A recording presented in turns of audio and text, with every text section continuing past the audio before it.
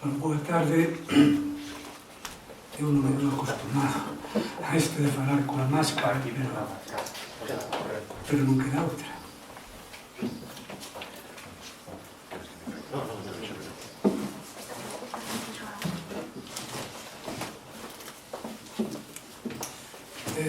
Eduardo Galeano acostumaba a comparar a utopía co horizonte,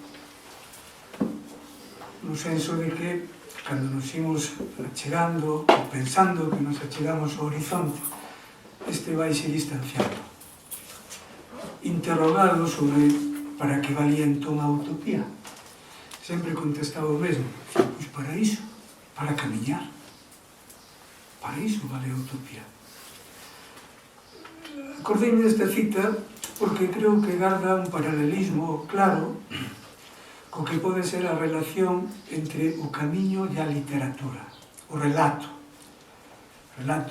lendario, imaginario, o relato realista. Ambos dous, camiño e literatura, relato, lenda, serven para camiñar. E iso se lle dá suficiente justificación. Hai relatos que xeran camiños e hai camiños que xeran relatos. En ambos casos, o protagonismo lle corresponde pois, ou ben o camiño ou ben o relato. Cando falo de relato, me refiro á lenda, o relato literario, o relato máis realista, que tamén pode ser.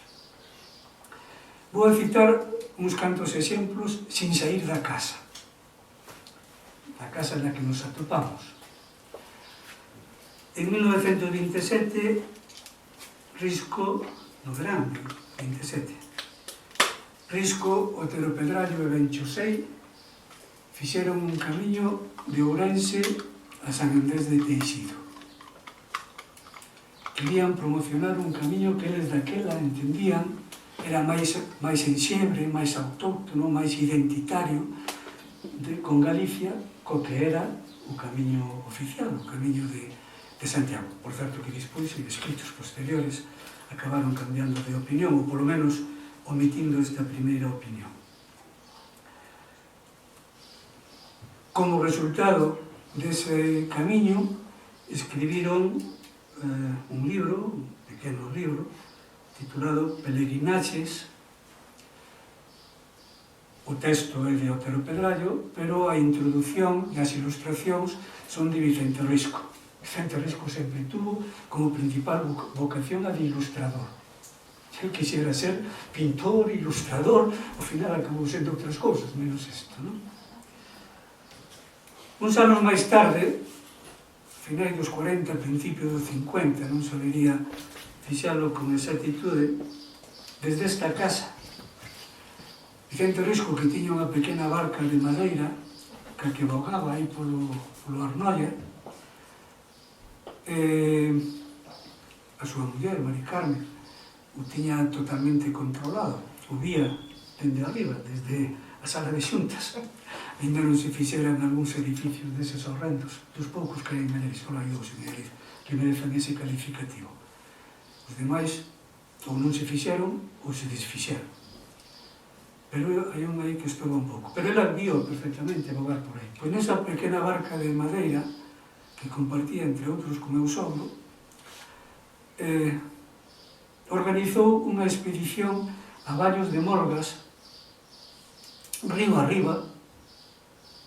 Eu solo con pensalo xa me boto a temblar, porque hai un montón de presas e de coros, para levar un mensaxe de amizade e de compromiso aos seus amigos de Vallos de Morgas. Hai uns anos deixou a correspondiente crónica literaria e fotográfica desta viaxe. Hai uns anos un grupo de mozos de Iquí de Allariz revitalizaron outra vez esta peregrinaxe a Vallos de Morgas, solo que estes foron en piraguas, o cual lle resultou bastante máis fácil chegar hasta arriba que aquela bella barca de madeira de risco.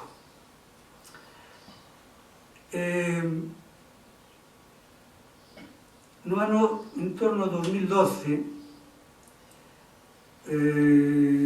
o anterior presidente desta fundación, Luis Risco, máis eu, e presentamos ao Concello de Santiago unha proposta de crear un roteiro cultural sobre o Dédalos en Compostela.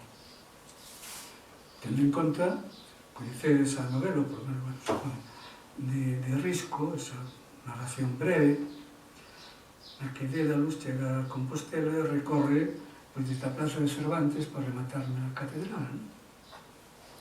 Entón, que se podía facer un roteiro, que está perfectamente definido na novela, e o deixamos ali no Concello, non sei o que terán feito con el. Dédalos, sabedes tamén que é o alter ego de Joyce, non? Co que Risco tiña unha enorme admiración, o que tiña unha enorme... bueno, nos parecía que era importante, non tanto facer algo parecido ao que hai en Dublín, que é unha cousa a gran escala, non? Os recorridos que facía Joyce, pero sí algo que a Compostela eu creo que podía ir ben, sobre todo, tanto para os que non somos da illa, como pero coñecemos a obra de Joyce, como para o gran número de persoas do mundo anglosaxón que chegan cada ano a Compostela.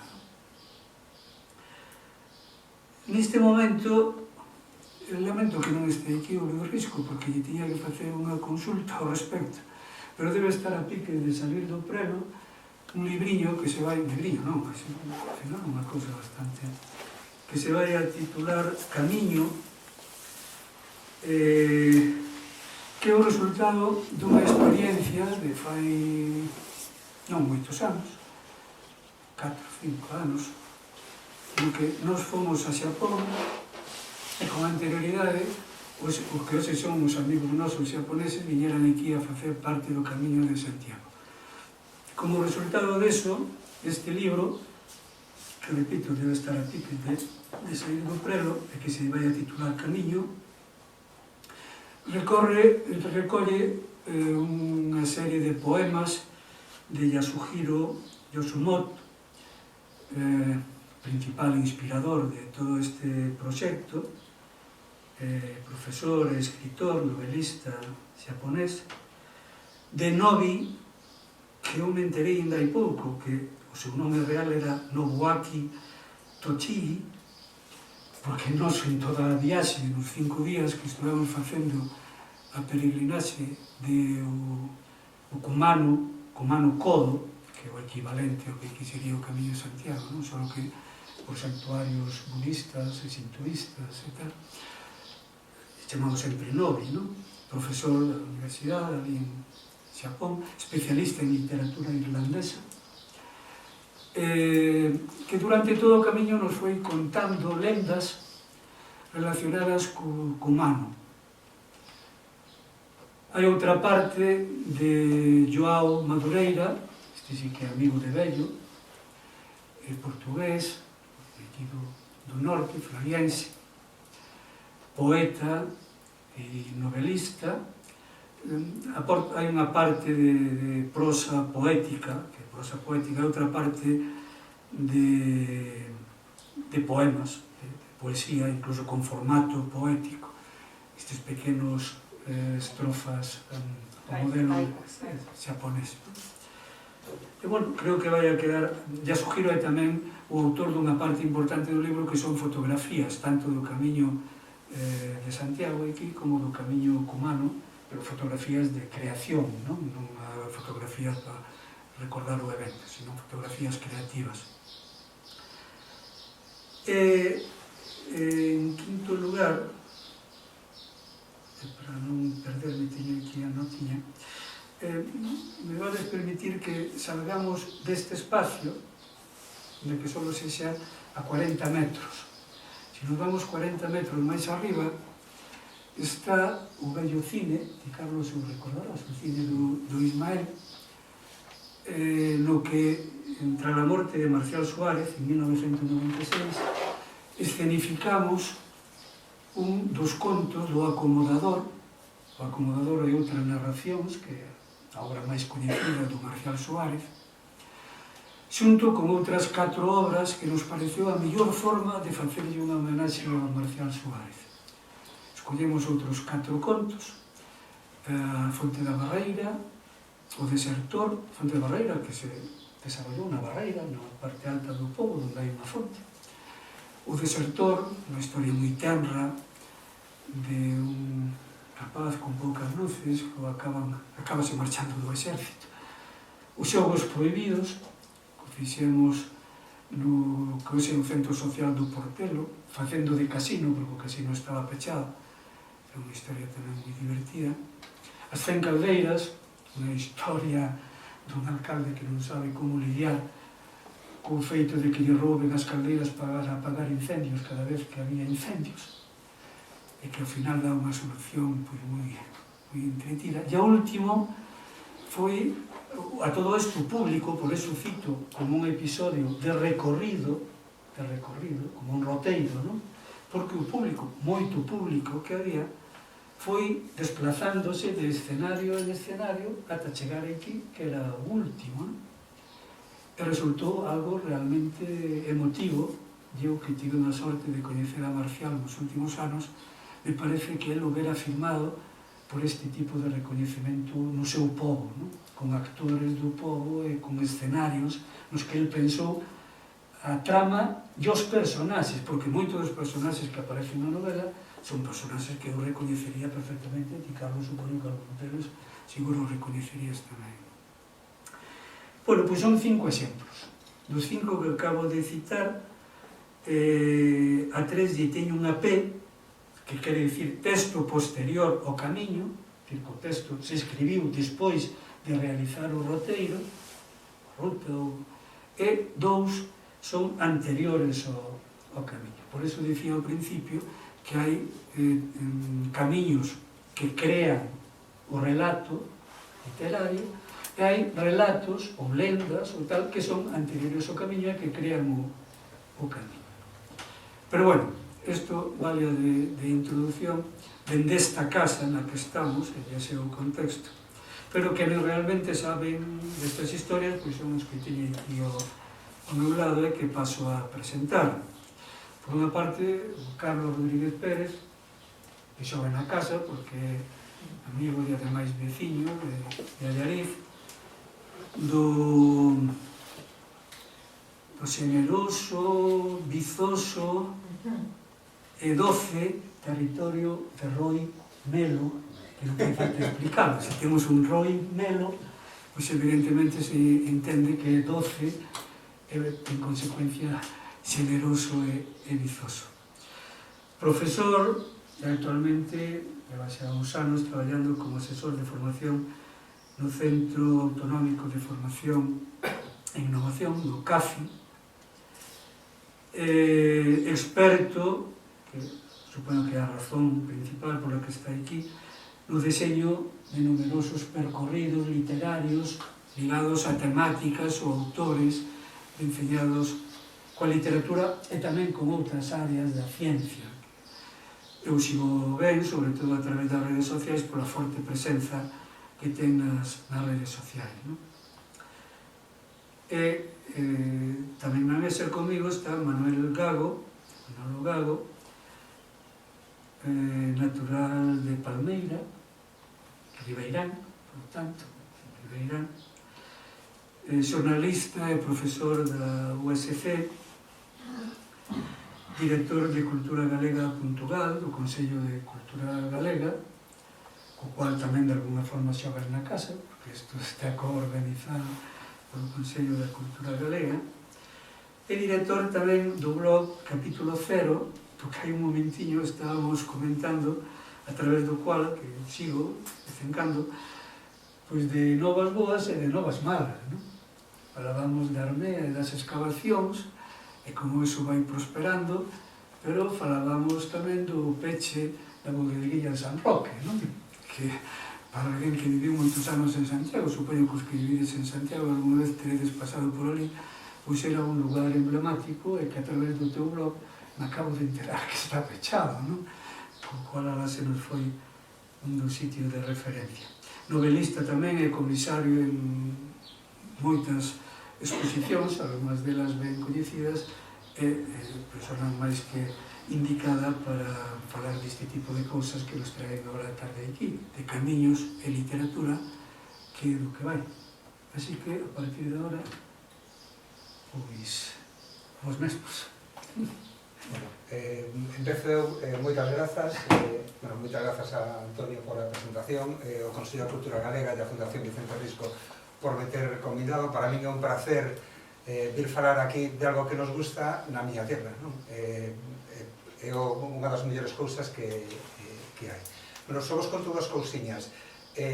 O CAFIE, se alguén non o coñece, é o centro como se fose un centro de formación e de recursos para o profesorado en Compostela. En Galicia estamos un en cada provincia, logo está outro en Compostela, outro en Ferrol e outro en Vigo. E logo, bueno, temos algunha subsección, por exemplo, en Verín, na Mariña Lucense, etc. Mais ou menos somos todos iguais, cunha pequeniña salvidade que nós os que estamos en Compostela somos os que nos encargamos da formación do profesorado na rede, a través dos cursos Platega, ou senón calquera outra desas actividades que se consideran que son de ámbito autonómico e que son para toda Galicia. E os roteiros literarios os metemos aí, pero ante todo son profesor, son mestre. Ben, nos os roteiros literarios empezamos no 2014, a primeira vez que arrancamos a facer actividades. E ao principio, claro, nos decían que era unha actividade novidosa, non? É dicir, vale, é novidosa porque ata agora non se facía no ensino como formación do profesorado, pero en sí de novidosos teñen pouco, non? Por exemplo, un dos primeiros que se empezou a facer, e aí onde se xoga un pouquiño entre o que pode ser un roteiro ou unha viaxe de estudos, é o que fixo a viaxe de estudos no 1916, que trouxo a Lorca a Compostela. Foi un percorrido que fixeron por toda España, chegou a Compostela, e logo continuou a actividade. Logo hai outro que tamén fora impresionante, que era o cruceiro universitario que se fixo na Segunda República no 33. Isto foi unha desas salvaxadas enormes que meteron a moitísima xente, foron por todo o Mediterráneo, parándose en determinados sitios para facer, xa que estudas o Partenón, que mellor que ir a ver ali, non? A pena que non tivo continuidade un ano posterior, pero xa foi un poquinho moito máis reducido e vinculado a Grecia. Como non, os Seminarios de Estudos Galegos, que foron os primeiros que percorreron de arriba abaixo Galicia, e logo outra xente que xa levaba traballando en todo este tipo de actividades moito antes que a nós, non? O Consello de Cultura Galega, con todos os roteiros, a Asociación de Escritores en Lingua Galega, cos paseos literarios, e logo as rutas científicas, artísticas e literarias que fai o Ministerio, que son moi boas, teñen unha pequeniña pega para o que somos os profes, que sacan sempre as convocatorias nas vacacións, entón te pillan sempre a contramán. Pero logo, por exemplo, o Consello e a Asociación, ainda que estemos aquí non é facer pelota, eu son deses dos que, se necesito calquera cousa, chamo. Visitar a página do Consello e ver todas as actividades que hai, e logo vas collendo o que necesitas, porque se hai algo que está feito e que funciona, non é o mellor é botar mandel e collelo, non? E o mesmo me pasa coa Asociación de Escritores en Lingua Galega, por exemplo, nós fixamos unha actividade que comentaremos despois, que é o roteiro da Costa Solpor. Eu daquela chamei, era secretaria, se non recordo, a Mercedes Queixas, pregunteille, e me pasaron toda a información para poder facer a actividade. O 95% da xente nas portas nas que petei, excepto algunha, o 95% todos che abren a man e che botan a man o que ti queiras. Xa comentaremos despois que si houve algunha que nos deron con ela nos fociños, pero bueno, logo solucionámoslo por outro lado.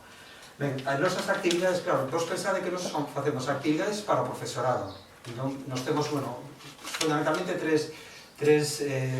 un decreto e unha orde e logo plan de formación, que son os que nos acoutan un poquinho como teñen que ser as actividades formativas que facemos nós. Non as imos ver porque tampouco ten maior importancia. Co cal, o importante, o que facemos nós non é novidoso.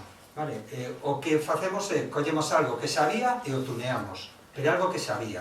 Nos temos de que aplicar unha serie de cousas para que nos sexan xeitosos para o noso traballo. E ten fundamentalmente 5 características. Vos pensade que nós o que facemos é organizar as actividades para o profesorado, e logo o que nós queremos é que o profesorado colle esas actividades e as aplique nas aulas. que as adapte. Nos damos sempre o que é como unha guía, non? Nos decimos, para facer este roteiro vimos por aquí, pero logo cada profesor o que vai facer en relación ao tipo de alumnado que ten, pois tira por un lado ou por outro. Non é o mesmo se organizas algo para primaria que para secundaria, non? Ou non é o mesmo se utilizas algo para secundaria que coller despois ao que a Escola Oficial de Idiomas, formación profesional, etc. Non? Pensade que o que facemos, nos facemos as actividades que van dende os nenos, os profes que traballan con nenos pequenos de primaria hasta os que chegan a educación para adultos en formación profesional, escolas oficiais de idiomas, conservatorios, etc. Entón, ten 5 características que son moi sinxelas. Primeiro, isto é a primeira vez. Cando os organizamos, a primeira vez estaban enfocados para o profesorado de lingua galega e lingua castelá. Pensade que as nosas actividades saen do Departamento de Linguas. Entón, nos tiñamos que fornecer ao profesorado de linguas de actividades. Ben, a segunda, segundo as ordes anteriores, nos din que as actividades formativas tiñan que estar abertas para 25 persoas. 20-25. Vale? Eso xa decimos que era o principio. Terceiro, teñen que ter unha duración de 8 horas. 8 horas porque o tempo mínimo que ten unha actividade para que sexa empregada despois para os trienios, sesenios, concursos xeral de traslados, etc. É o tempo mínimo que esa actividade tamén vale para que os relatores lles sirvan despois para o seu concurso xeral de traslados. Vale. Logo, o que fai o profesorado, a consellería que, cando ti te presentas nos sesenios, etc., collen bloques de 10. Entón, ti vas sumando 8 e 8 ata que chega ata aí. E logo, que é importante, que é o que decimos nós, que é o que realmente nos interesa, é que todo o que facemos, a nosa intención é que o profesorado o implemente nas aulas. Vale? Ben, e logo esta que ímos ver despois, que é a transversalidade. Pero esta deixámoslo un poquinho despois. Eso foi no principio. No principio era, cando nos creamos a primeira actividade, segundo a normativa, tiña esas características. Que ocorreu? Que de repente nos demos de conta de que se nos apuntou profesorado de lingua, de matemáticas, porque xeralmente o profesorado ten o vicio de ler. E se lle gusta o libro, lle interesa ver os puntos onde van facer esas actividades. Co cal, o que fixemos foi abrilo a todos. Nos, segundo as normativas anteriores, temos que establecer unha serie de criterios para que vayan entrando primeiro uns e outros, eso respetámoslo, pero se a actividade inicialmente se abría con 25 persoas, abrímola a que quen se apunte e a queira facer, veña. Bueno, hai unha serie de salvidades que as temos que respetar. Por exemplo, se o profesor nese momento está de baixa ou non ten un destino asignado, pois lógicamente non o podemos seleccionar, non? Porque logo a administración non lle certifica a actividade. E o seguinte, eso é moi importante, nós nunca estamos en contra das novas tecnoloxías. Por exemplo, o ano pasado, este ano, con todo o problema da COVID, se nos propuxo de facer os roteiros, pero virtuais, non? De coller o autor, colles Google e ir facendo así as visitas. Non, eso non presta. Non? A xente o que lle gusta é ir ver os sitios e logo, sobre todo, falar. Non? Porque é unha das formas onde logo se van tecendo fíos para poder facer actividades conxuntamente, sexan dos mesmos centros, de centros distintos, ou de disciplinas distintas. E as nosas actividades, así, a grosso modo, dividímolas como en 6 puntos, non? Actividades que están vinculadas a letras galegas, bueno, son a cousiña. Non fago referencia, porque as nosas actividades dividímolas en actividades que están vinculadas á lingua galega, actividades que están vinculadas á lingua castelá, e actividades que están vinculadas á lingua portuguesa. Non? Facemos roteiros en castelán en Galicia, de autores que escriben en literatura española en Galicia, ou de fora de Galicia, non? E logo facemos tamén roteiros de literatura portuguesa, non? Porque ao ser de linguas nos temos que darlle máis ou menos ofertalles posibilidades de formación ao profesorado de outras especialidades, de outras linguas. Entón, tiramos tamén, sobre todo, polo portugués, e houve nun momento que fixemos un intento de traballar, de facer roteiros literarios a partir de inglés, pero non nos saiu ben que queríamos, non? Quixemos aproveitar, por exemplo, a figura de Graham Greene aquí en Ourense, entón fixemos un grupo que facía o roteiro en inglés e outro grupo que facía o roteiro en galego, non? E a nosa intención era que o gordo da xente se nos marchase a facer a actividade en inglés, e foi-nos todo o contrario, onde había moita máis xente en galego que en inglés, entón claro, aí levamos como un pequeniño chasco porque intentábamos facelo dende outro xeito. Eso nos permitiu abrir os ollos de que a próxima vez, si queremos fomentar nese caso que era unha actividade para profesorado en inglés, de abrirlo única exclusivamente para eles, non é facelo só en inglés. Ben, con respecto ás letras galegas, non demos feito todos os autores que queríamos, non?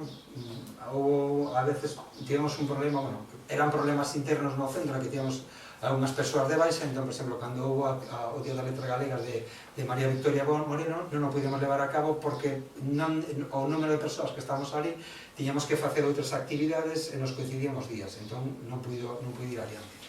Pero, por exemplo, só poño un par de exemplos dos que fixemos con Manuel María, por exemplo. Manuel María collemos todas as súas obras que están vinculadas a unha localidade. Entón, con ela fixemos un roteiro nese sitio. Empezamos, por exemplo, co cancioneiro de Monforte de Lemos.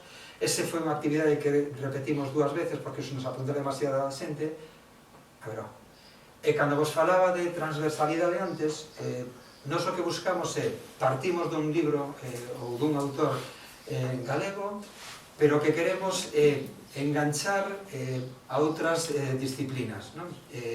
Para nós que organizamos unha saída co alumnado, se eu de galego falo co de historia e collo de ciencias, entre os tres podemos facer unha actividade conjuntamente, é moito máis cómodo para nós, para o alumnado e para todos, non? Porque aí estamos 3 departamentos traballando, a hora de mover o alumnado é moitísimo máis fácil e a hora de, cando o alumnado ten que pagar o desplazamento, tamén lle resulta moito mellor. Entón, nesta, aparte de movernos coa obra de Manuel María por Monforte, o que fixemos foi aproveitar para a xente de bioloxía de facer unha visita ao Museo do Viño, non? Para que lle explicasen todo o proceso de creación do viño, bueno, o da viticultura heroica, etc. Pero tamén nos aproveitamos de ir aos escolapios a ver toda a vinculación artística que había para involucrar ao profesorado de sociais, de historia e de arte. Cando fixemos, por exemplo, os sonetos do Val de Quiroga, aí, bueno, aparte de facer o percorrido con Manuel María por esa zona, quixemos acabar en Montefurado para involucrar tamén aos profesorados de historia para que acabasen, para que eles se traen o seu alumnado, poidan axudar e contar tamén parte da historia de Galicia, etc. Ben, este outro, por exemplo, o que foi as cantigas e cantos de Pantón, aí o que quixemos foi liar toda a arte, todo o románico da Ribeira de Pantón. Bueno, aí botamos man dunha muller, dunha profesora que, entre outras cousas, logo coñecer a Manuel María, co cal aí xunguíamos todo o que é a arte coa literatura. Logo, o segundo grupo son, porque esa foi unha das condicións que nos puxeron ao principio na Consellería, que cando queremos facer estas actividades tiñan que ter como unha base de que tivese repercusión e llevarese o profesorado para algo. Entón empezamos a coller autores que estaban dentro do currículo, non? Entón, bueno, eu simplemente un exemplo, porque esta nos tocou por aquí, cando fixemos o roteiro en Ourense da xeración Nos, empezamos que para nós é moi importante visitar sempre o que son as fundacións, as casas museos, porque aí teñen unha vinculación real cos autores. Aquí empezáramos en Trasalba como un xardín, logo viñéramos a Llariz e fixéramos a visita aquí na Fundación Vicente Risco, que nos aprenderas ciento. Logo, outra cosa que se falou tamén pola mañá, cando fixemos o roteiro de Uxío no Boneiro no Courel, unha das cousas que lles encantou a xente, de repente ti entras na casa de Uxío, entras co seu fillo, con Uxío, e o que che din o primeiro é: senta aquí, non é o clásico de non toques, non? Aquí é, senta aquí, este é a cama de Uxío, senta, este é o libro de Uxío, toca, non? Esa posibilidade de poder remexer entre o seu material, fixemos o café dentro da cociña, dentro da xente, eso a xente lle gusta moito, non? Que non sexa só de ver algo pero sin poder tocar, ou de poder remexer e tocar os materiais da xente. Só outra cousiña, nos roteiros, algúns deles os facemos movéndonos en autobuses, sempre que podemos intentamos que o desplazamento sexa conxunto, non? Si podemos alugamos un bus, o pagamos entre todos, e con eso nos imos movendo, nos dá moita máis tranquilidade, e nos permite tamén reutilizar o autobús para chegar a outro tipo de información que moitas veces nos podía quedar fora. Pero, por exemplo, este do Courele, patear.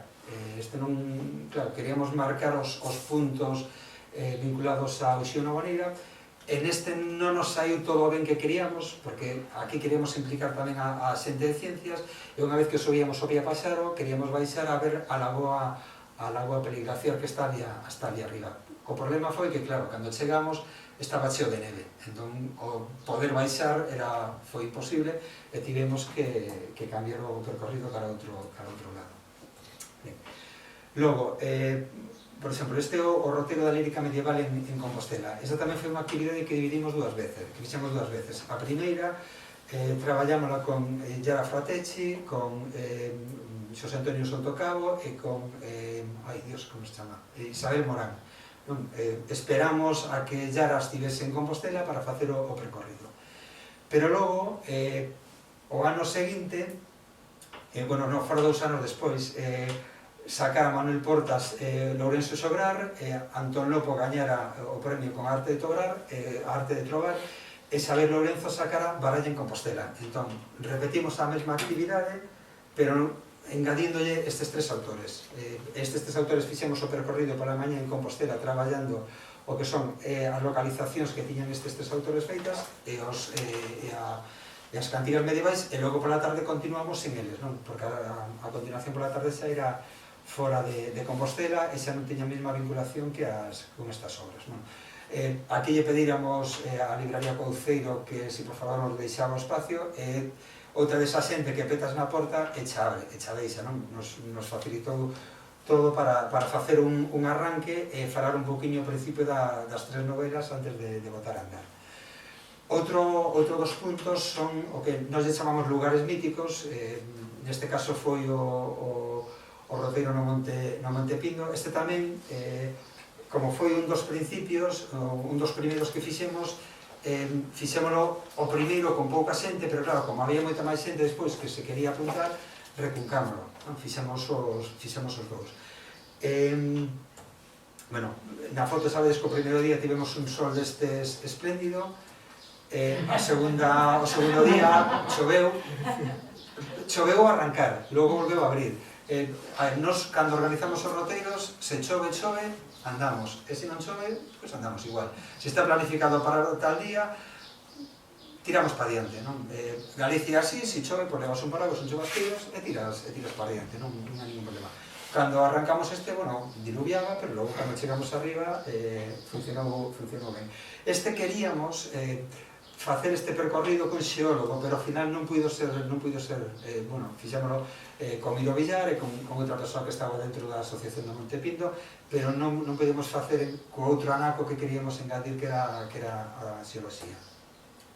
E outro, que fixemos de lugares míticos foi o Pico Sacro, dentro da literatura galega. E aquí aproveitamos o Centro de Formación de FP de Someso, que teñen, na entrada teñen hai unha asociación de defensa do cabalo galego, e logo teñen unha chea de árbores, autóctonas e árbores de todo estilo. Entón, como íamos pasar por aí para facer o percorrido, falamos con eles para se nos facían tamén unha pequena explicación de todo o que tiñan ali, para aproveitar os profesores tamén de ciencias. Este xa foi rematando. E logo, buscamos moito tamén que poder facer actividades onde haxa 2 autores, sexan de linguas distintas ou de obras distintas, e que compartan espazo. Un deles é o roteiro de Rosalía de Castro e Camilo José Cela nas terras de Iria. Para profesorado de lingua galega e lingua castela, poder facer unha actividade común e tes as 2 figuras, a Cela e a Rosalía, que están nun espazo moi reducido, é un xogo moi importante. Esta forma fixémola un poquinho distinta, arrancábamos en Padrón, pero queríamos, para a xente que quixese, facer un pre-recorrido, era na casa onde Rosalía viviu coa súa familia. Aquí falamos co veciño, co propietario da casa, e nos abriu as portas, claro, nos dixemos, a casa por dentro non ten nada daquela época, pero sí o que é a estrutura externa. Entón, arrancamos a ver isto, porque non é habitual que se faga. E logo chamamos a xente da memoria histórica, como logo sair da Casa de Cela, indo percorrendo para ir a Casa Rosalía, aquí xusto ao lado estaba un dos campos de concentración que había en Padrón, pois entón chamamos a xente da memoria histórica para aproveitar iso e que nos estivese contando as características que tienen todo ese tipo de campos, a repercusión que tiña na sociedade, etc. É unha forma que decíamos antes de buscar a transversalidade, de non só facer actividades para os profesorados de lingua, sino que se pode escoller a xente de historia, etc., de que nos bote unha man. Logo mesturamos o que o roteiro de Rosalía de Castro en Compostela coa memoria da choiva de Pedro Feijóo. Tivemos o problema de que ese día non puido vir Pedro, se olvidan unha serie de problemas, pero xa tiñamos o que era todo trazado e a xente confirmada, entón arrancamos mesturando a Rosalía con Pedro Feijóo. E aquí, esta foto de Rosalía, este é o que vos comentaba que moitas veces chamamos en determinadas portas, e houve algunhas que non nos abriron. Cando fixemos a lírica medieval en Compostela, quixemos arrancar en Conxo. Mandamoslle un escrito ao director do sanatorio para que nos deixase. Nós non queríamos entrar no sanatorio, simplemente queríamos entrar ao claustro. E non nos contestaron. Bueno, nos contestaron, nos dixeron que non. Ese día, a verdade, que lle botamos un pouco de morro e nos metemos. Entramos pola parte de atrás, polo aparcamento, como Souto Cabo coñecido, dixo, entramos por atrás, non hai ningún problema, tal. Piñeron os de seguridade e botaron. Claro, pero aí xogamos un poquillo ca malicia que temos algúns, entón, mentre algúns entretiñamos o de seguridade, pois o resto fixo, Souto Cabo e Isabel fixeron a explicación que se pode facer. Cando logo fixemos a da memoria da choiva de Rosalía de Castro, como sabíamos que se chamamos aí, nos ian decir que non, chamamos a igrexa, chamamos ao párroco, e o párroco nos dixo, o señor ese maior que está aí no centro, nos dixo sin ningún problema. Nos se le queríamos decir que non só queríamos ver o claustro, nada, nos abriu absolutamente todo. E nos fixo ele un pequeno percorrido polo sanatorio, para ver o impresionante que era a escalinata, etc.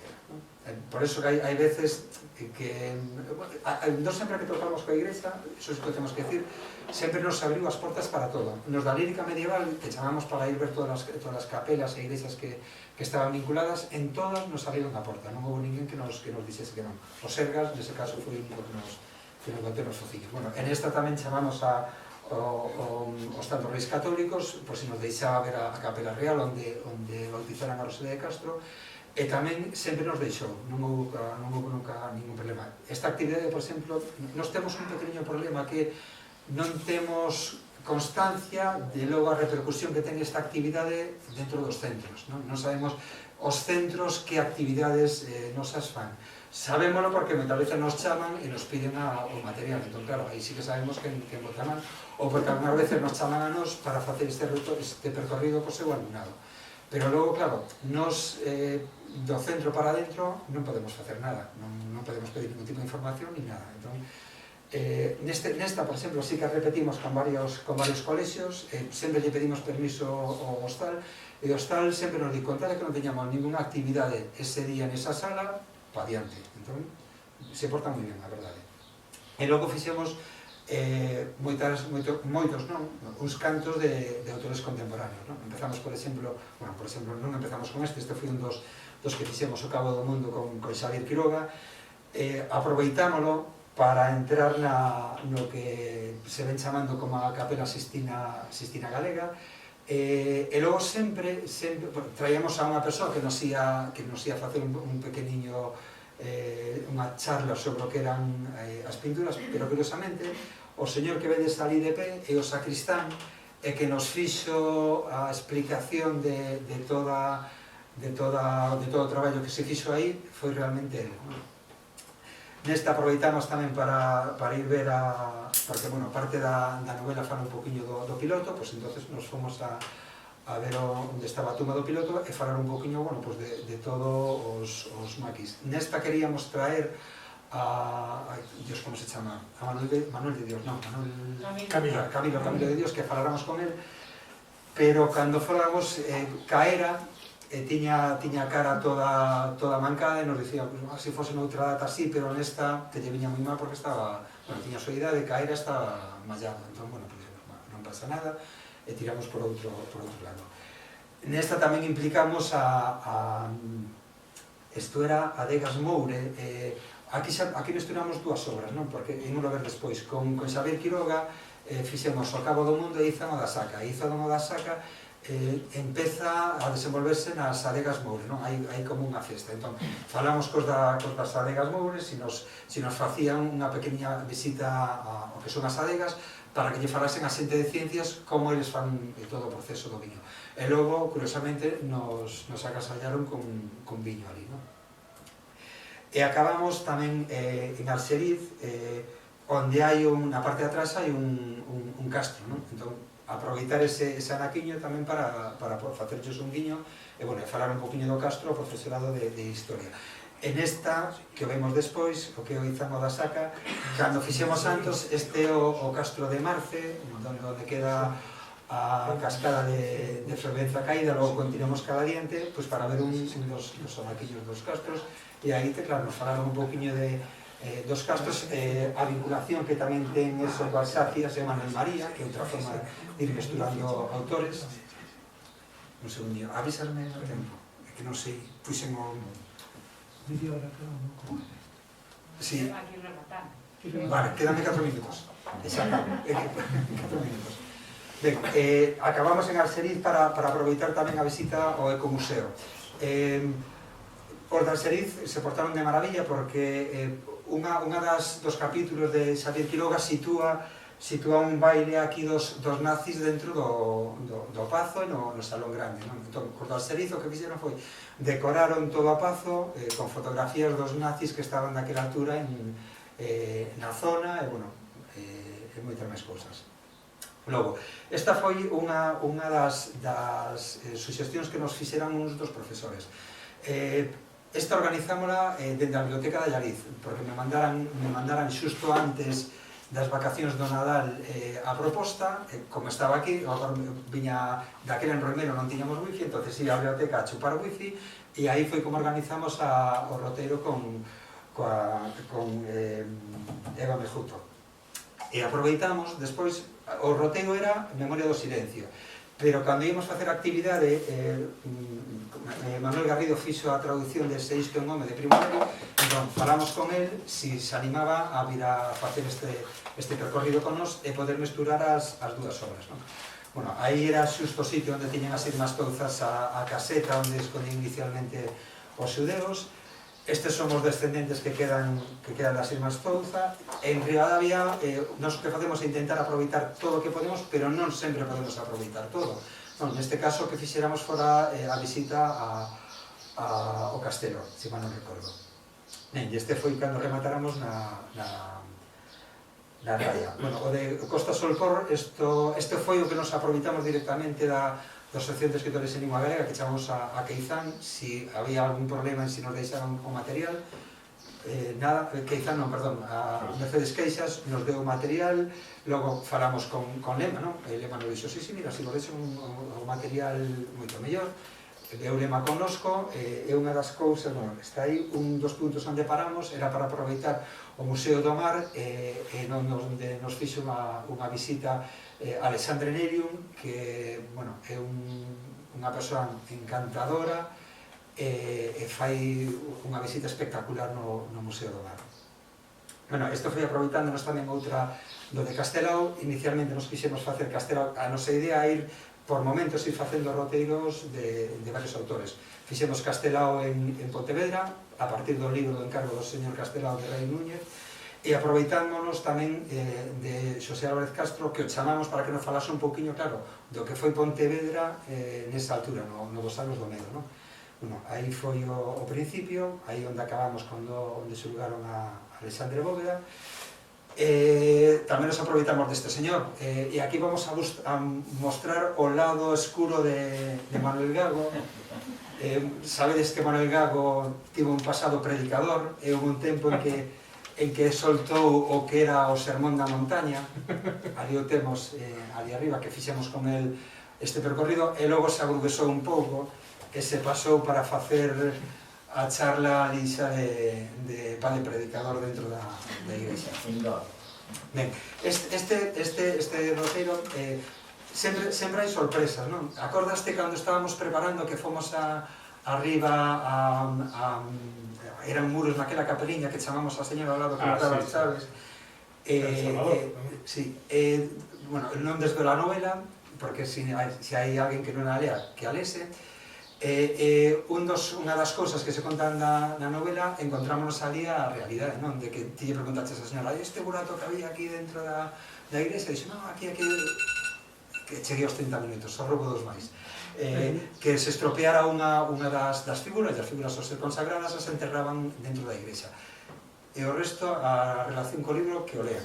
E xa está. Ben, son das cousiñas máis. Paco Soto, aquí o que quixemos aproveitar, tiramos sempre de todos os museos que hai, pero non son dos museos, non? Aquí quixemos aproveitarnos, falamos coas redeiras, para si elas nos contaban un poquinho como era todo o seu traballo, non? Ali nos meteron nas naves e nos estiveron explicando como tecían e como arranxaban todo. E xa acabando, outro que fixemos a Alfredo Conde aquí en Allariz, tamén co sermón, e logo, este xa imos rematando, aproveitando as conxunturas. Sempre que podemos, e vemos que hai alguna actividade interesante ou alguna exposición interesante, se a podemos aproveitar, aproveitámola, non? O primeiro, ou un deles foi cando o Pergamiño Vindel veu a Galicia, entón daquela chamamos a Monteagudo, aquí co Monteagudo, e propuxémoslle facer o roteiro de Martín Codas, Mendiño, etc., empezando por Compostela e baixando e rematar en Vigo. Fomos a San Simón, intentamos roubar o Pergamiño Vindel, metendo toda a xente en riba, pero non foi posible. Logo nos aproveitamos, a culpa tamén de alguna das actividades volve ser de Gago. De repente encontramos que en Compostela estaba a exposición Alba de Gloria e Castelao Magistral. Entón dixemos, ostras, pois é o momento de poder aproveitar algo. Entón empezamos o roteiro de Castelao en Padrón e viñemos a rematar en Compostela, non? Aquí estábamos con o alcalde que non... Alfredo, o de Rianxo, non me sabe o nome. Adolfo. E logo, aquí tivemos que dividir o grupo, parte foi facer o Alba de Gloria e outra parte estaba con Castelao Magistral e logo intercambiamos. Isto xa remata ahora. Logo, tiñamos algunhas das actividades planificadas tamén, aproveitándonos das exposicións que ia haber da Xeración Nos, pero, bueno, pues con toda a pandemia nos quedou todo no aire. Tanto a da Xeración Nos como a que tiñas organizada a de Galicia, que tiñas o Cancionero de Vaticana, que aí tamén faláramos con Quique Monteagudo para facer os trovadores do norte de Galicia e rematar en Compostela, pero a pandemia nos deixou en bragas. Nada máis, rematamos aí, sinto roubarvos un poquinho máis de tempo.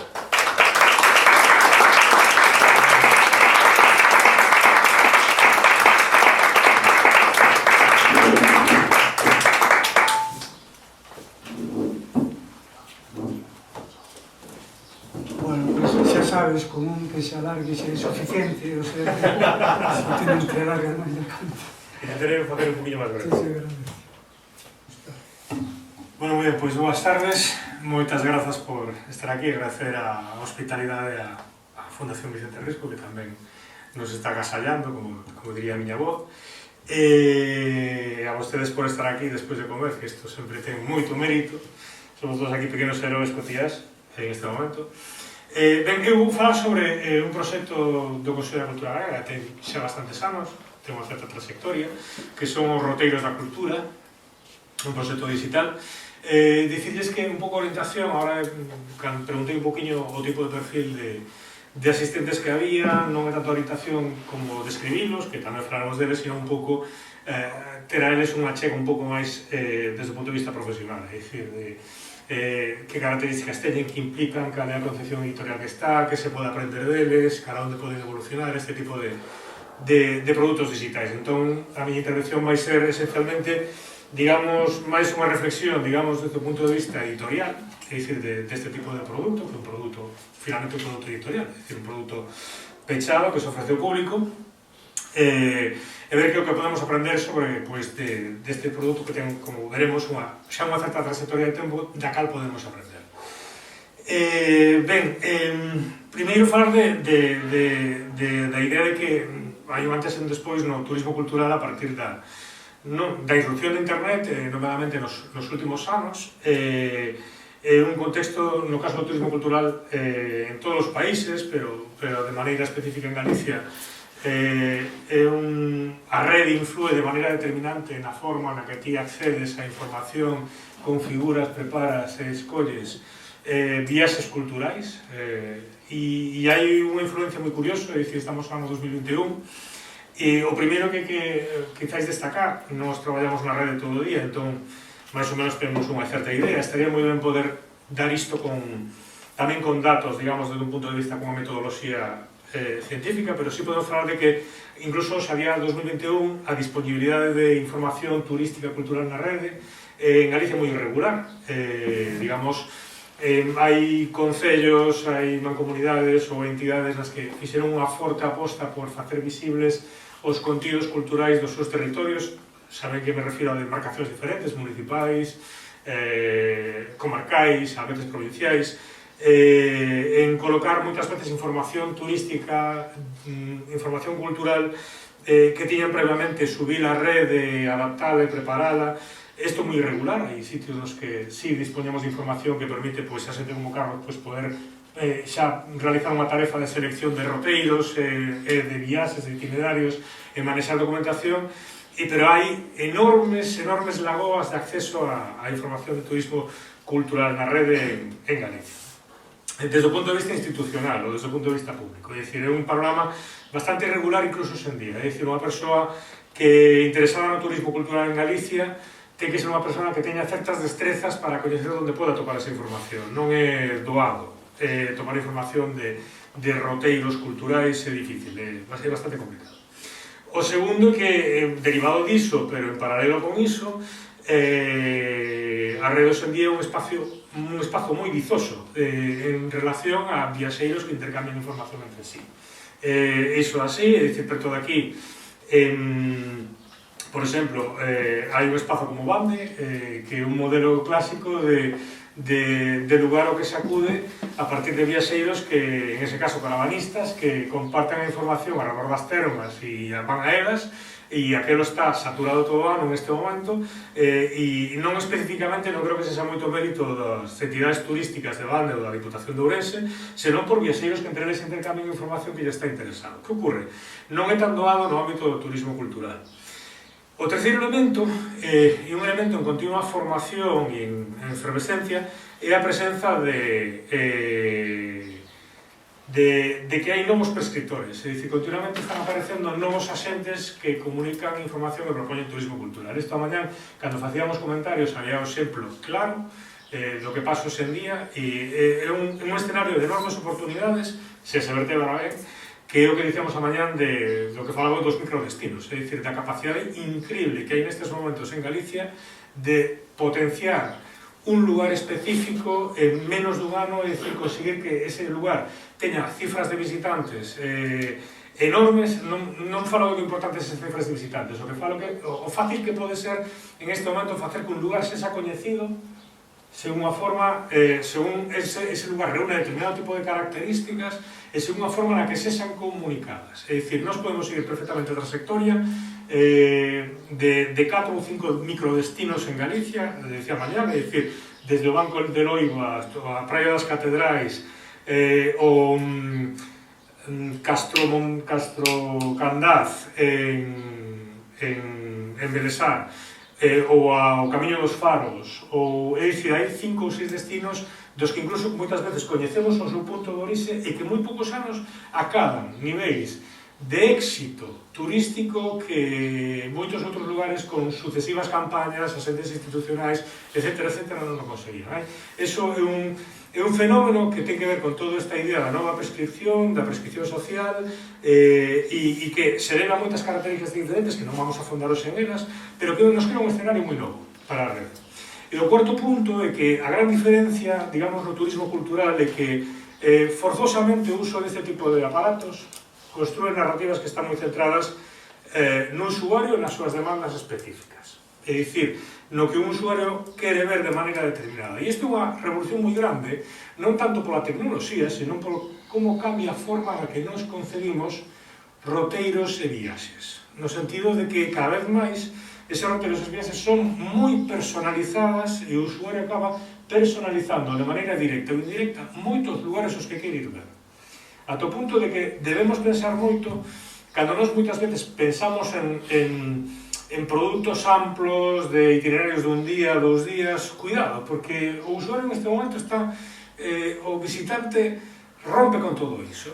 É dicir, o construe a súa propia narrativa de maneira horizontal en función do que atopa na rede e iso fai que ti o mellor propós unha ruta de determinadas maneiras e despois o rompen totalmente e a fan horizontal, viaxan de outra maneira e iso nos obriga a cambiar totalmente a perspectiva de turismo cultural. Eso é agora algo no que estamos metindo, eu lle dou moitas voltas a eso, logo podemos discutir disso, pero nos dá a reflexionar moito de como facemos a narrativa das viaxes e dos roteiros, polo que logo os vou contar. Que ocorre? Pois, no caso do CCA, decidiu empezar este tipo de proxectos. O CCA pois, ten unha experiencia en cultura tecnolóxica, en tecnoloxías para a cultura, que son dúas cousas diferentes pero complementarias, é dicir, desde o ano 2000, no sentido de que o Consello non é totalmente autónomo a nivel tecnolóxico, pero o Consello desenvolve a súa propia tecnoloxía. Eso dentro da casa. E iso cambia moito a forma na que unha institución se relaciona coas súas potencialidades na rede. Cando non nos queda máis remedio, encargamos a empresas. Pero se podemos facer as cousas nós, isto é un pouco como unha casa tradicional. Se as cousas se poden facer na casa, mellor. Non só pola forra de costes, senón pola ganancia en coñecemento. A hora de poder abordar e mellorar os produtos e ofrecelos mellor. Entón, nós empezamos con unha filosofía máis parecida ao mundo editorial convencional, no sentido de que o primeiro que fixo o Consello na rede, a través de Cultura Galega e tamén da propia reforma do Consello, o primeiro era prioritario, que era o que nós producimos no mundo físico, queremos que este accesible no mundo digital. É dicir, o Consello só ten unha sede en Santiago de Compostela e ten dificultades para distribuir os seus libros por librerías ou para facer visibles os seus congresos, é dicir, se tenen que organizar nun lugar as súas jornadas. Entón, a primeira idea da rede que tivo o Consello era facer que eso fose accesible o maior número de xente posible. Así estiver aquí, en Bos Aires, en Cardiff ou en Fonsagrada. É dicir, levar o servizo público ás casas de cada quen. Pero a volta de 2009, é dicir, a cultura tecnolóxica nos fixo empezar a pensar tamén de outra forma, en que non se trataba só de colocar os produtos físicos, distribuílos a través da rede, senón empezar a producir de maneira cada vez máis intensiva cousas pensadas para a propia rede. É dicir, o Consello elaborar máis produtos directamente desta propia rede e aproveitando as características da rede, cousas como a xeolocalización dos móviles e a súa capacidade para axudarte a chegar aos sitios, que a veces en Galicia, pois no rural non é fácil. E todos temos moitas anécdotas do que hoxe chamamos trampas atrapaturistas, é dicir, esos cartéis que te van guiando polas pistas hasta que chega un momento que desaparecen e te quedas no medio do laberinto e dices, e agora como chego ao lugar, non? É dicir, tiñamos unha serie de elementos tecnolóxicos nos que nos podían axudar, non? A través dunha plataforma e unha marca de internet que estaba máis ou menos consolidada. E o terceiro que a presidenta comentou pola mañá, é dicir, no Consello de unha cultura de colaboración con outras entidades e desenvolver un proxecto deste tipo de roteiros culturais que teñen unha base territorial, obviamente moi marcada, moi forte, era unha forma de fortalecer tamén a relación con esas terceiras entidades locais ou entidades sectoriais, gremiais, diferentes. Nos pareceu un proxecto moi interesante para poder reunir o que nos podíamos aportar en términos tecnolóxicos e en tecnoloxías da cultura con todo o coñecemento do territorio e da cultura do territorio que tiñan outras entidades, moitas outras entidades. E este é un proxecto moi interesante que nos permitía traballar no ámbito local e na cultura como unha ferramenta de vertebración do territorio, non? É dicir, como algo que nos permitía. De feito, bueno, é dicir, eso logo comentamos, non? Logo comentaremos, pero é un elemento, por exemplo, moi importante a hora de pensar os roteiros. A cultura como forma de vertebrar o territorio, como forma de distribuílo e romper determinadas barreiras de cristal, a veces. E isto coincidiu un momento, veremos que pasa agora coa reanudación un pouco das actividades despois da pandemia, con Carlos, o mellor aí podemos comentarlo despois, pero a miña impresión particular é que hai un enorme salto nos últimos anos do turismo cultural en Galicia, é dicir, dos roteiros culturales. É unha pasada, é dicir, que seino por diferentes entidades que convocar eventos de roteiros culturais, é dicir, de alguma forma de interpretación do territorio, en 24 ou 48 horas, alaban as inscripcións, tanto se esa gratuita como se é de pago, é dicir, é unha efervescencia dos últimos anos, porque eu levo moitos anos un pouco neste mundo, e nos últimos anos isto se incrementou moitísimo, é dicir, moita xente que está moi interesada neste coñecemento do territorio, nesta forma de interpretar o territorio e facer, e hai actividades realmente masivas, hasta puntos que está moi ben determinada hasta os límites, de dicir, por exemplo, canta xente ten que ir nun grupo deste para que isto sexa efectivo, eso, bueno, é complicado, é dicir, pero hai un contexto moi interesante. Entón, un pouco nesta vía, é dicir, nós empezamos con roteiros no ano 2009, un pouco, como vos decía, nesta segunda xeración, nesta reflexión do Consello, digamos, na segunda xeración xa da súa experiencia en Internet, 9 anos un pouco despois de empezar de maneira intensa na rede, decimos, vale, é o momento non só de distribuir para a rede, sino de crear para a rede e facer que a rede sexa o soporte dun novo concepto cultural do Consello, é dicir, que nos permita, de alguma forma, pensarse na rede como lugar no que se crean narrativas, non? Entón, Roteiros nacía un pouco cunha idea que era facer que o territorio nos permitise entender a un autor e utilizar un autor para entender un territorio. E isto significaba concebir roteiros que combinasen os escenarios biográficos e os escenarios literarios. Porque inicialmente, falamos deso, que inicialmente un pouco naceu desde o punto de vista de roteiros literarios, vinculados a autores. Estos foron os 3 primeiros autores que se escolleron, como poden ver, puro Resurdimento, e en parte era porque eran, digamos, o Star System do Resurdimento, pero tamén, curiosamente, porque nos permitían abordar territorios diferentes, como por eso están marcando aquí, é dicir, de Curros fixemos 2 roteiros, un en Ourense, Celanova, outro na Coruña, de Rosalía, pois tiñamos nas terras de Iria, de Santiago, e de Pondal, pois na Costa da Morte e tamén na Coruña. Nos permitían explorar un pouco a construción destes roteiros en diferentes zonas do país, e aquí xa había unha vocación que é unha das cousas tamén máis difíciles, é dicir, que era o tema de utilizar roteiros como unha forma de enriquecer o territorio, de ubicar no territorio diferentes, axudar que con roteiros a explorar o territorio, non? Entonces, bueno, nos interesaba moito isto, e como concebimos un pouco a arquitectura. E aquí veo un poquinho tamén a forma na que desenvolvemos as cousas. Concebir a arquitectura dun produto digital sempre é bastante complexo. Por motivo, se nós concebimos un libro, dicimos, vale, isto ten 300 páxinas, teño que producir tanto material, vai ter esta cuberta, teño que gestionar os delitos desta cuberta, ten esta contracuberta, é un produto finito, se hai outra edición, bueno, pois se revisa, pero sigue sendo un produto finito. Os roteiros, cando ti construes isto, nunca o construes pechado, o que construes realmente roteiros cunha pequena cantidade dos roteiros que vas a ter, é dicir, isto vai incrementarse moitísimo, entón tens que diseñar un produto digital cultural.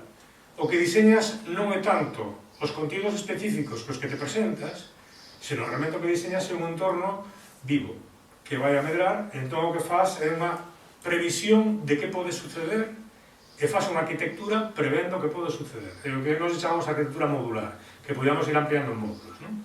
Entón, nesta arquitectura, vamos a ver logo exemplos concretos, pero isto para fixarnos, había como unha especie de cadro mínimo de necesidades materiais que ten que ter cada roteiro. É dicir, nós cando diseñamos os roteiros sabemos que ten que ter unha serie de contidos e unha serie de requerimentos, vale? De condicións, non? Aqueles que definen o roteiro de maneira xeral, que é isto, cal é o seu sentido, cal é a imaxe, digamos, que presentamos del, quen é o seu autor, como están vinculados, e cada roteiro está fragmentado en puntos de interese, que son cada un dos puntos itinerarios dun itinerario, vale? É un itinerario que nos propoñemos de maneira secuencial, entero que empeza nun lugar e agora vamos a explicar algo sobre iso, que creo que é bastante interesante, e empezamos nun lugar e rematamos noutro lugar. Ainda que cada vez eso, bueno, nos importa menos. E incluso na arquitectura eso vai cambiando menos. E que adicionalmente pode ser parte de algo moito máis grande. Son os macroroteiros. Por exemplo, eses tres autores do Resurdimento conforman un macroroteiro do Resurdimento, igual que pode haber un macroroteiro da Xeración Nós. É dicir, un gran ámbito temático que nos permite agrupar e ofrecer nun momento determinado todo un conxunto de roteiros e empaquetalos da mesma maneira. Estes puntos de interese teñen material extra. E que material extra? Pois algo que é moi importante para nós, porque non se trata únicamente de crear puntos, senón, sobre todo, de vincular documentación e información a eses puntos. É dicir, cada un deses puntos de interese é un globiño nun mapa, é un punto xeolocalizado. Pero ese é un punto xeolocalizado sobre o territorio galego que está cheo de cultura, está cheo de referentes culturales. Entonces, nós o que prevemos é que o roteiro poida coller toda unha serie de materias extras que permiten comprender en toda a súa dimensión e de maneira moi diversa un lugar.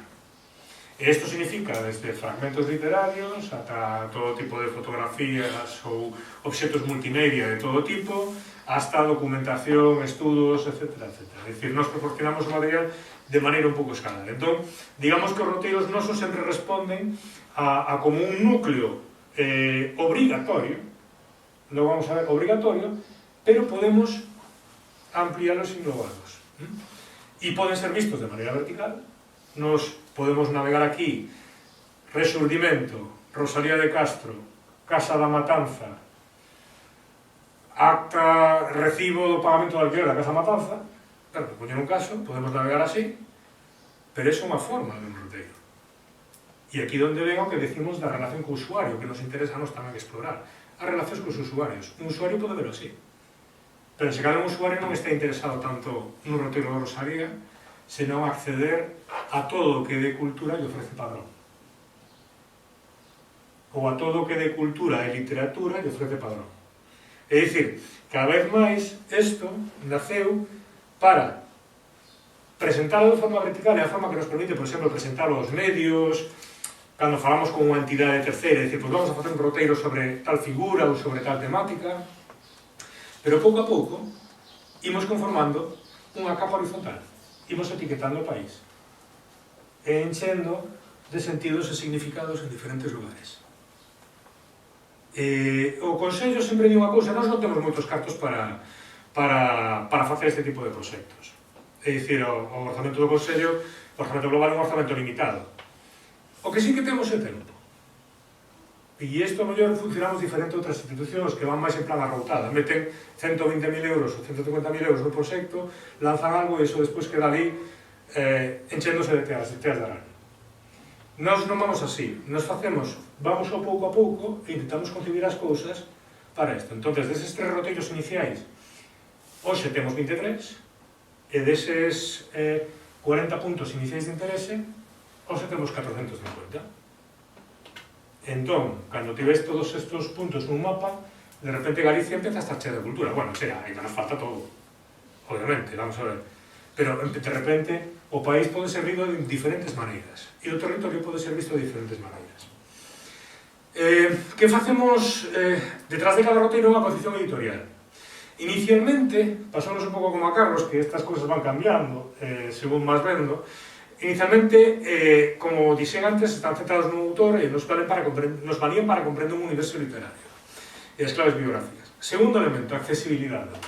Os nosos roteiros son roteiros que son concebidos para público familiar, para público de diferentes idades. E a veces é moi tentador, pois, imaginadevos, pois pensar en roteiros que combinan montaña, que permiten acceder a lugares pouco inaccesibles. Son moi interesantes, pero para este modelo decidimos polo momento descartarlos. O que facemos é que pensamos en aqueles puntos que poden ser facilmente accesibles en termos familiares, para xogar un pouco tamén coa idea de convivencia e transmisión familiar. Teñen un límite de 48 horas, é dicir, de 2 jornadas. Están pensados, é dicir, moitos deles son dun día, preferimos incluso que se sean dun día, pero ás veces son concebidos para ser feitos en 2 días, máximo. Por exemplo, Antón Fragos. O roteiro de Antón Fragos é un roteiro que nin siquiera sendo Superman non consegues facelo nun día, son demasiados lugares e nin siquiera recomendable. Entón, o que si os concedimos é para que poidan ser feitos, se vas en coche, nun máximo de 48 horas. Outro elemento moi importante e moi interesante, que está moi ben moitas veces cando falamos cos autores dos roteiros, na medida do posible, e isto a veces é complicado, non é complicado de explicar, é moi chulo este diálogo cos autores dos roteiros, que moitas veces son expertos locais. Intentamos de alguma forma que o roteiro teña un guión. É dicir, isto é complicado porque hai que combinar a lógica de poder andar imaginados por unha cidade e que haxa unha narrativa. É dicir, intentamos que o roteiro empece, se desenvolva, teña puntos fortes polo medio, teña puntos de descanso. É dicir, intentamos concebir na medida que podemos como un guión audiovisual.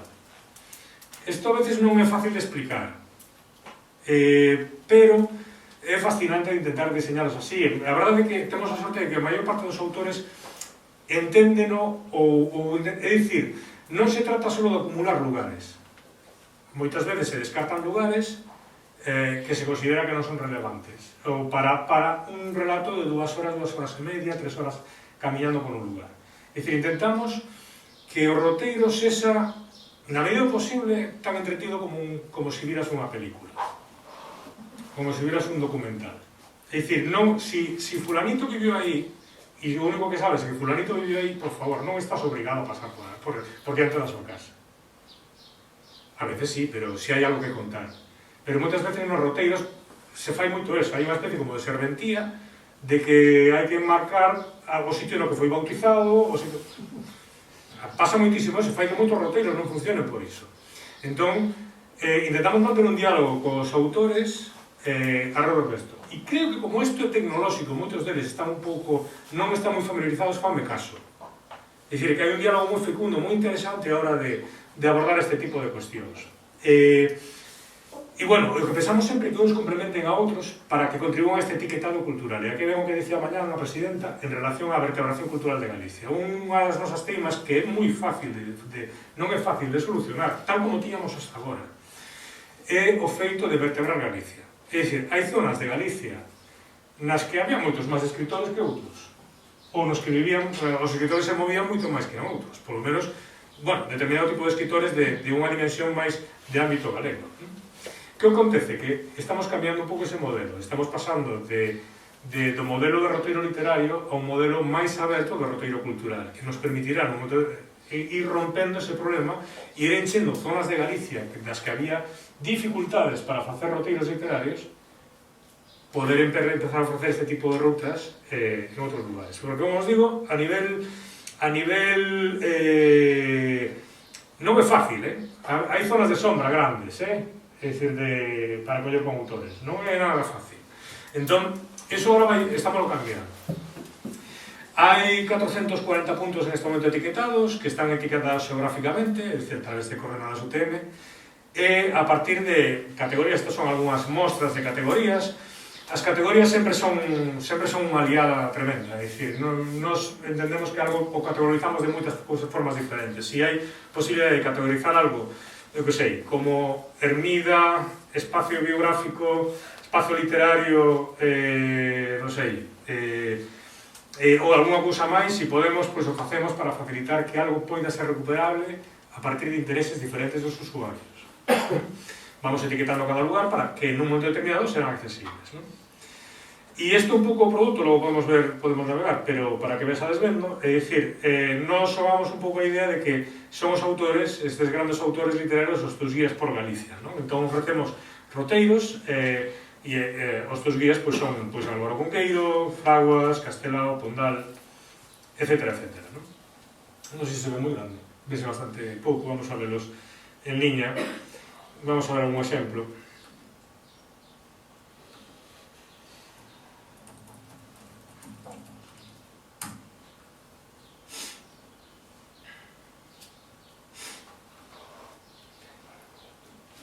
Bueno, pois, por exemplo,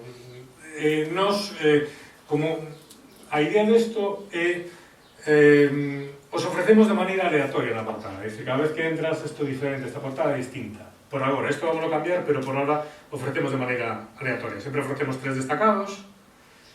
E aquí digo, como os decía, é dicir, temos os dos guías por Galicia, pois son diferentes figuras, non? Pois Cunqueiro. De Cunqueiro temos dous roteiros, se marcan no mapa, se onde están en puntos moi diferenciados. E se nos imos a Cunqueiro, nas terras de Miranda, pois temos unha serie de localizacións. O sistema te indica un pouco cantos kilómetros, as horas que necesitas investir, e a partir de aquí pois vamos ofrecendo unha proposta de itinerario a partir de todos estes lugares. É unha cousa bastante sinxela, pero que si te vas a Mosteiro de Meira,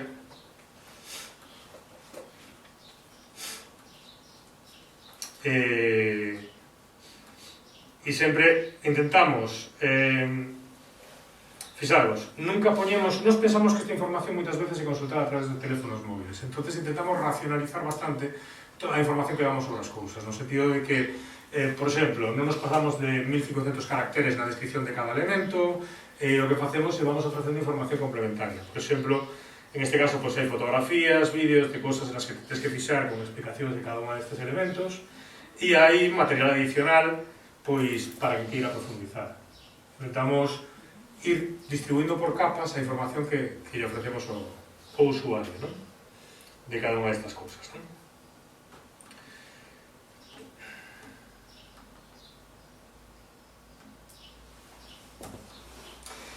Como os decía, evolución do concepto. Co tempo fomos aprendendo a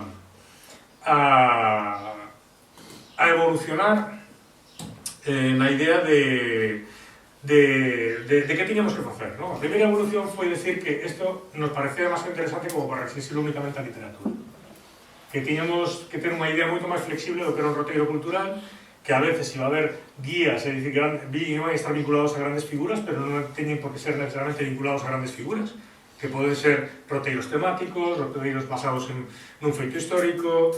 Creo que é moito máis interesante e precisamente nos permite vertebrar máis o país se o facemos desa maneira. Nos permite chegar máis longe. O segundo é bastante curioso e é un exemplo de como foi evolucionando a internet.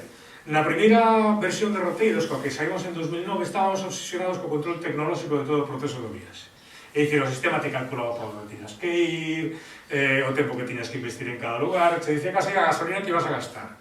É dicir, e a aplicación era bastante rígida e todo eso. Que ocurre? Estamos nun momento no que todo o mundo xa ten un dominio destas ferramentas, un dominio bastante importante destas ferramentas. Entón, empezamos a separarnos do control tecnolóxico de viaxe, é dicir, de gastar en apps específicas. Porque os usuarios saben como chegar aos sitios, ou non lles damos as ferramentas para que poidan chegar aos sitios coa aplicación que les utiliza. Por qué? Porque iso é unha fundidura de cartos. Andar cas apps e investindo en apps que cambian continuamente, é dicir, e dependes de terceiras partes, é un motivo de insatisfacción total porque petan cada 2x3 en canto cambia unha directiva. Entón, non nos ten moito sentido estar preocupándonos do control tecnolóxico.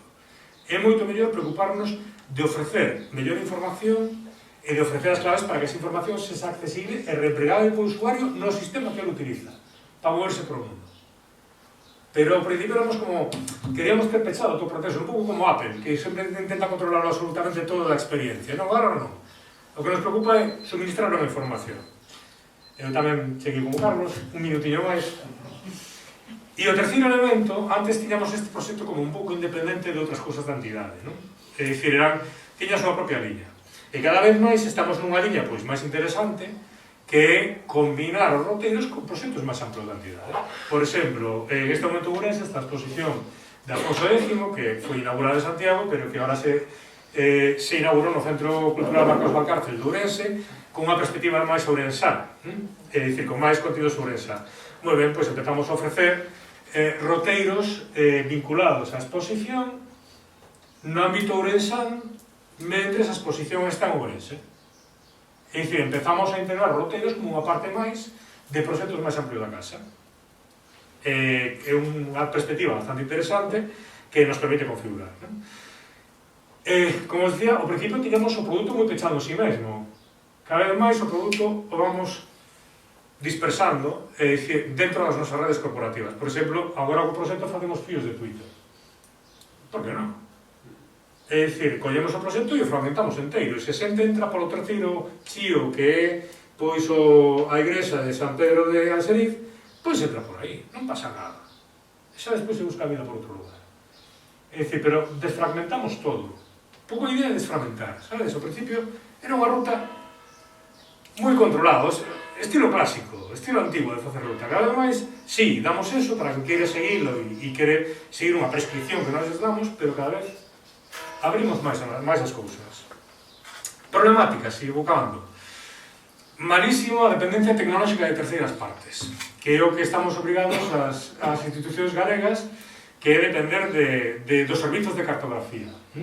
De feito, todo o mundo, ao principio, dependíamos de Google, menos algúns valentes, eso, unha locura. Google intentou sacar pasta, en un momento determinado, todo o investimento que fixemos todos para etiquetar todo en Google, de repente Google nos pedía unha pasta para poder pagar a xeolocalización dos mapas de Google Maps sin que anduvesen saltando xanelas raras. Eso non pode ser. Non pode ser. É un problema, é dicir, nós agora estamos integrados, utilizamos as ferramentas cartográficas da Xunta de Galicia. Vale? Pero sigue sendo unha terceira parte. Cando eles cambian, nos obrigan a nós a cambiar. Ese é un problema que existe na cartografía, non ten solución, pero o bo que ten, polo menos, parece que as administracións públicas, aparte de que dá menos rabia, cambian menos que Google. Entonces é un sistema máis estable. E creemos que nós, por filosofía institucional, se ten que manter. Segundo elemento, pasamos moito xa neste momento de manter a información de servizos sobre os lugares. Ao principio nos preocupamos dos horarios, dos prezos de taquilla, dos teléfonos. Non se pode manter eso. É absolutamente inviable manter o servizo cultural con ese tipo de elementos da información turística de Galicia, porque cambian as oficinas de turismo, cambian os horarios, que están os sitios pechados. Solo se dera, o único que faz con eso é perder credibilidade. Salvo que fagas un investimento tan criminal que cada 4 meses fagas unha ronda polos 400 sitios que tes aí e preguntes por todos e consigas a información. E esa información non cambia un mes. Entón, ao principio, prestábamos moita atención a ese tema de horarios, fuera. É dicir, nada de información de servicios. Por qué? Porque o bo que ten é que en este momento moitas das entidades tamén teñen as súas propias páxinas, perfis de Facebook, etc. Entonces, o usuario é responsable de buscar esa información. Decidimos prescindir dela porque era inviable mantela. Inviable, non podías. E o terceiro, é moi complicado para este tipo de produtos, a pesar de que é tan diferente o que pode ofrecer Google, con Google Maps ou outro tipo, cada vez é máis complicado para as entidades competir cos grandes servizos, con TripAdvisor, con Google Maps, con todo isto que son os que, de alguma forma, devoran boa parte do tráfico. Só coñezo unha forma de que podamos competir con eles, que é traballando na nosa propia marca e ofrecendo información de calidade e proximidade que eles non son capaces de ofrecer. Entón, a mí non me importa nada que se eles queren visitar Armea ou Armea? Se eles queren, porque hai a polémica de todo o mundo, fora da Llariz. Na enciclopedia galega, no seu momento, puxeron Armea, non sei basado en que, pero eso non me aparece en ningún lado, en ningún documento, en ningún sitio aparece. Correcto. Aquí queda. Pois, se queren ir a Armea, eu o que quero é que podan acceder a información de Armea de calidade e fiable no meu sitio, e despois a mí non me importa nada que busquen Castro da Armea en Google Maps e que utilicen Google Maps para ir ali. Pero iso é unha batalla perdida. Parte desa... unha batalla perdida. Só podemos ganar ofrecendo un produto de calidade, pero nunca vamos a chegar a un público supermasivo. Todos estes sitios ganan sempre. Desafíos de futuro, para rematar. Profundizar nesa idea de que damos roteiros, pero sobre todo estamos dando un etiquetado de país, unha forma de etiquetar o país e de recoñecer o país e de explorar o país de maneira cualitativa, con calidade, e reenfocar a idea na que ofrecemos os nosos servizos móviles, con todas as problemáticas que vos digo de competir con as grandes aplicacións das multinacionais, como podemos ofrecer información de calidade nos nosos móviles, para que ten que valer os móviles que en este momento no Consello o consumo de información móvil, incluso no Consello, é dicir, é dun 35% do tráfico global do Consello de Cultura Galega, é dicir, as dúas páxinas, que é unha barbaridade. E se estamos aquí, todo o mundo que consume polo móvil. Entón, esa é unha resposta que temos que dar aquí, na que estamos pensando filosóficamente como abordala, máis integración coas nosas propias redes sociais e coas outras información pública e de outras entidades. É dicir, que deberían ser máis complementarias. En concreto, unha cousa na que estamos preguntando é como integrar o mellor aproveitando as capas de información pública vinculadas a patrimonio cultural, medio ambiente, etc. Que en este momento están disponibles na rede de maneira un tanto precaria, vale? Por exemplo, de patrimonio cultural é para cortarse as peas, é dicir, dá demasiada información, é dicir, non é fácil integrar directamente nun sistema divulgativo, porque aí te aparece todo canto o xacemento do bronce que é unha leira, é dicir, non, que son información importante pero para arqueólogos, pero non para turistas, digamos. Ver como podemos integrar, pero a clave que os servizos públicos deberían ter unha maior integración, e iso é unha das cousas objetivos, e complementarnos pois, con outros servizos en liña relativamente desenvolvidos, como pode ser Turismo de Galicia, da Xunta de Galicia, ou da que, por exemplo, nos nutrimos moito a nivel gráfico, ou a Asociación de Escritores, ou outros elementos. Máis nada, moitas grazas, e aquí tedes o meu contacto.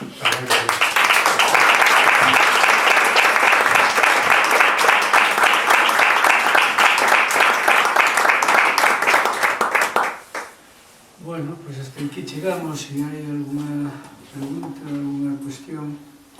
Eu quería darvos as parabéns polas vosas charlas, porque nun tempo récord, a verdade que fixestes un percorrido moi amplo e moi interesante por ese gran traballo que hai detrás, e ademais para mí ofrecestes dúas reflexións que creo que son importantes. Unha é a complementariedade entre as ferramentas, lógicamente ao final trátase de aproveitar as tecnologías que neste momento temos disponibles, pero ese xa saiu ao longo do día, non? Ese contacto, por un lado humano e despois por outro como experiencia, non? E que decía Rafael Quintía mañá que destacaba, non? Esa experiencia sensorial e emotiva, non? Cos espazos, cos lugares e as persoas, é importante non perderlo de vista, e tamén o feito de como é un proceso, non? E como nese proceso se van facendo mudanzas, se van enriquecendo, cambios, e non pasa nada, ao contrario, é a aprendizaxe e a riqueza.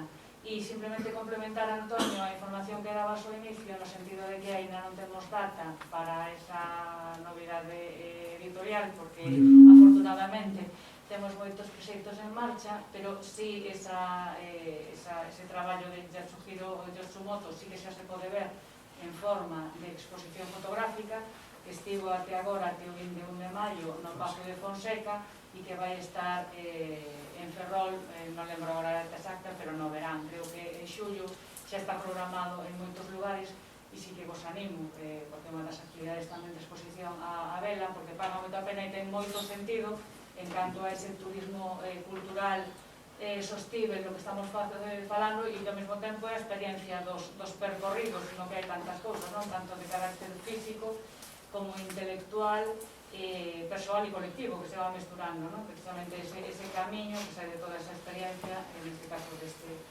autor xaponés que ti destacabas, Antonio, que desde a fundación propulsamos, e xa está previsto en outros lugares, non só de Galiza, senón tamén de Portugal neste momento. Non era unha pregunta, era un espazo publicitario. Sí, eu falei de Yasuhiro, de Novi, de Joao Madureira, non falei de mí, que hai unha parte no libro no que comparo algunhas lendas das que nos contaron en Xapón, e lle busquei algunha correspondencia con lendas relacionadas co camiño de Santiago. Hai, non sei, 6 ou 7 casos nas que tratamos de atopar algunha correspondencia entre o que nos iba contando Novi durante a viaxe e o que despois atopei por aquí, que pode ser máis ou menos parecido ao que había en Xapón. Pero, bueno, o libro debe estar. Eu xa hai tempo que correxín as probas e debe estar así. O que pasa que tú te refires ao catálogo da exposición e iso estará para o segundo... No, o catálogo non, o libro. No, o libro ainda non temos previsto nada. Porque o catálogo da exposición tamén recolle parte dese traballo e é moi interesante. Bueno, pois non sei se hai algunha cousa máis. Se si non damos por finalizada esta mesa. Vale, pues muchas gracias.